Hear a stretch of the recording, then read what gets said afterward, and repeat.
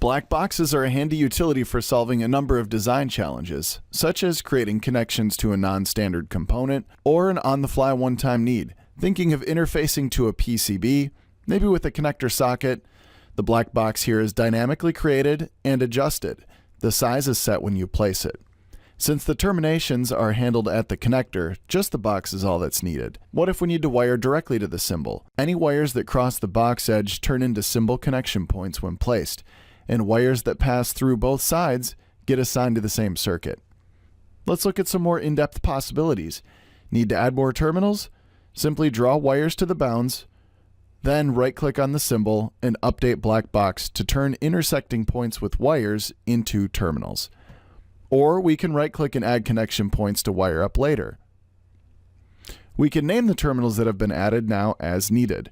Right-click and edit terminals. And if this symbol configuration is needed moving forward, we can add this to our library with a right-click, go to the symbol dropdown, add to library. Finally, going to our manufacturer parts tab, we can add the part information and circuitry to our library for future use by clicking Add manually. The black box is a powerful tool whether building a one-time addition to your design or a permanent fixture to your library.